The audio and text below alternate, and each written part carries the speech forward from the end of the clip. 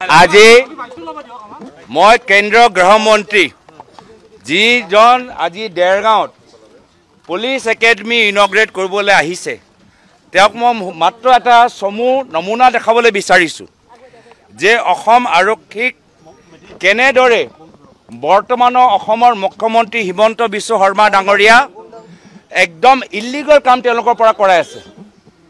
অসম আৰক্ষীসকলক ৰাজনৈতিক অস্ত্ৰ দৰে ব্যৱহাৰ কৰি তেওঁলোকৰ ট্ৰেক ৰেকৰ্ড বেয়া কৰি আছে, তেওঁলোকৰ ফাইল বেয়া কৰি আছে, তেওঁলোকৰ প্ৰমোশ্যন হোৱা সুবিধাখিনি তাত তেওঁলোকে বাধা দি আছে আৰু বাৰম্বাৰ মুখ্যমন্ত্ৰী মহোদয় কিছুমান নিৰ্দেশ দি অসম আৰক্ষী আৰু আমাৰ গুৱাহাটী ন্যায়ালয়ৰ মাজত সংঘাত হওক সেই পৰ্যায়লৈ গৈ আছে।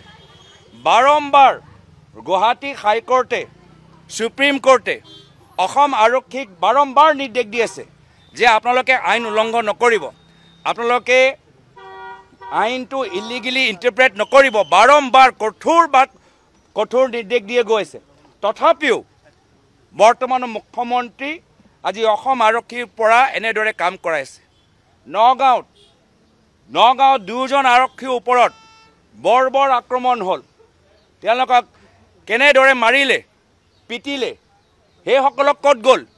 যিসকলৰ নাম অসমৰ মন্ত্ৰী পীযুষ হাজৰিকা ডাঙৰীয়া ল'লে তাৰ ভিতৰত সেই 8জন মানুহ যিসকলে পুলিচক ধৰিছে, ডিঙিত এনেকৈ হাত দিছে, এনেকৈ পাঞ্চ কৰিছে, কিক কৰিছে, তেওঁলোকৰ মেচিন গান কাঢ়ি লৈ গৈছে, সেইসকলক অসম আৰক্ষী নধৰে কিয়?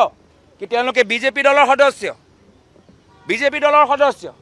আৰু আজি গুৱাহাটী এজন অধিবক্তাক মুখপাত্ৰ মাত্ৰ এটা টুইটৰ কাৰণে আমাক যি খবৰ দিছে, এটা টুইটৰ কাৰণে লখিমপুৰৰ পৰা ইমান পুলিচ বাহিনী আহিছে, কিন্তু যেতিয়া নগাঁও যেতিয়া 2জন কনষ্টেবলৰ ওপৰত ইমান বেয়াকৈ তেওঁলোকক মাৰিলে পিটিলে, এতিয়া তেওঁলোকক অসম আৰক্ষী ধৰিব পৰা নাই।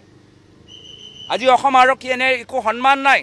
মই গৃহমন্ত্ৰী অমিত শ্বাহ ডাঙৰীয়াক নমুনা দিছোঁ কি চাওক, এয়া হৈছে মুখ্যমন্ত্ৰী হিমন্ত বিশ্ব শৰ্মা ডাঙৰীয়াৰ নেতৃত্ব আৰু অসম আৰক্ষীৰ বেয়া ব্যৱহাৰ। কি যেতিয়া 2জন আৰক্ষীৰ ওপৰত আক্ৰমণ হয় তেতিয়া মুখ্যমন্ত্ৰী নিমাতিকন্যা হৈ থাকে যেতিয়া 2জন আৰক্ষীৰ ওপৰত আক্ৰমণ হয়।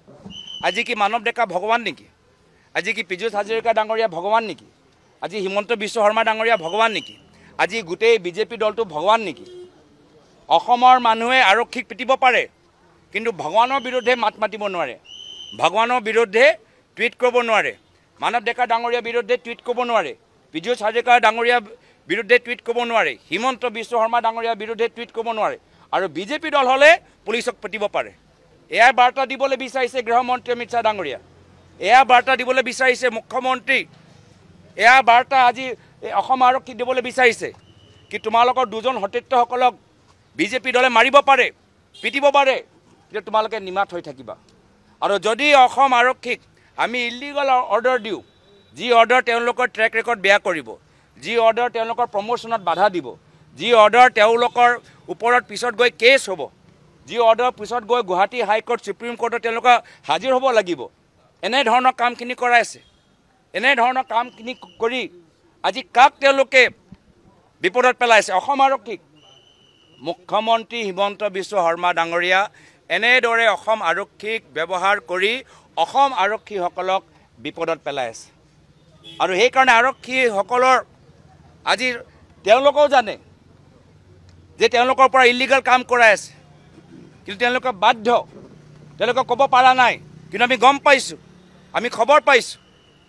আজি সেইকাৰণে কেন্দ্ৰীয় গৃহমন্ত্ৰী অমিত শ্বাহ ডাঙৰীয়া আজি এইখিনি বাৰ্তা কওক, আপোনালোকৰ সতীৰ্থসকলক সোধক কি গৃহমন্ত্ৰী আপোনালোকে পুলিচ একাডেমি দেৰগাঁৱত এইখিনি কথা শিকাবলৈ গৈছে নেকি? কি বিজেপিয়ে ইলিগেল কাম কৰালে আপোনালোকে মানি থাকক, নিমাত হৈ থাকক, আৰু 2জন সতীৰ্থৰ ওপৰত কোনোবা আক্ৰমণ কৰাৰ আগতে সুধিব লাগে কি আপোনালোকে বিজেপি নে বিজেপি নহয়, আৰু যদি বিজেপি হয় তেতিয়া নিমাত হৈ থাকিব লাগে। আমি বাৰম্বাৰ কৈছোঁ যে আমি ইয়াত আহিছোঁ, আমি চিটুৱেশ্যনটো চাবলৈ বিচাৰোঁ। এজন MP আৰু আমাৰ 2জন বিধায়কজনক আমাক ওপৰলৈ যাবলৈ নিদিলে। আমি কিবা আইন ভংগ কৰিছোঁ নেকি? আমি কেছটো জানিবলৈ বিচাৰোঁ। আমিও জানিবলৈ বিচাৰোঁ, যাৰ ফলত বিধানসভাত অসম আৰক্ষীক কেনেদৰে ৰাজনীতিকৰণ কৰা গৈছে আমাৰ বিধায়কসকলে উত্থাপন কৰিব পাৰিব। আমিও কেছৰ ডিটেইলছ ল'বলৈ বিচাৰোঁ। আমিও কেছ ল'বলৈ বিচাৰোঁ কি এজন এম পি এটা প্ৰট'কল থাকে, লোকসভাৰ প্ৰট'কল থাকে। কিন্তু আজি অসম আৰক্ষী যিদৰে এজন এম পিক যিদৰে নিজৰ কোঅপাৰেশ্যন দিব লাগে, সমৰ্থন জনাব লাগে, আইন পালন কৰিব লাগে, প্ৰট'কল পালন কৰিব লাগে, এটাও কৰা নাই।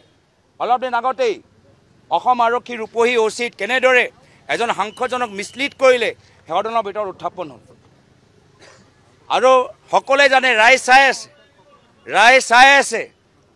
যদি কোনোবাই ভাবে যে ৰাইজে চোৱা নাই, ৰাইজে মন দিয়া নাই, গোটেইখিনি কথা ৰাইজে চাই আছে। আৰু এই গোটেইখিনি একশ্যন সব ফাইলত থাকিব। এইবোৰ সব কোন এনেধৰণৰ ইলিগেল কাম কৰিছে কোৰ্টৰ কগনিচেঞ্চ ল'ব। আৰু আমিও ৰাইজৰ প্ৰতিনিধি হিচাপে আমিও কগনিচেঞ্চ ল'ম যে ইলিগেল কামখিনি কোনে কৰি আছে। ইলিগেল কাম কৰা কোনো মানে নাই। এজন অসমৰ আৰক্ষী বিষয়াই ক'ব পাৰে যে মই সংবিধানৰ শপত লৈছোঁ, মই কোনো ৰাজনৈতিক দলৰ শপত লোৱা নাই, মই সংবিধানৰ শপত লৈছোঁ। আৰু যদি অসম আৰক্ষীৰ পৰা ইলিগেল কাম কৰাবলৈ বিচাৰে, অসম আৰক্ষীৰ তেওঁলোকৰ অধিকাৰ যে অৰ্ডাৰটো ৰিটাৰ্ণত লওক। কোনজন ৰাজনৈতিক সেই ব্যক্তি আছে যিজনে অসম আৰক্ষীক ইলিগেল অৰ্ডাৰ দিছে, এইটো ৰিটাৰ্ণত লওক। ৰিটাৰ্ণত দিবলৈ সাহস আছে। যদি কোনোবাই কৈছে যে এই দুয়োজন নগাঁও পুলিচৰ ওপৰত আক্ৰমণ কৰা মানুহক ধৰিব নালাগে, সেই অৰ্ডাৰটো ৰিটাৰ্ণক দিয়ক। আমি জানিবলৈ বিচাৰোঁ গোটেইখিনি কথা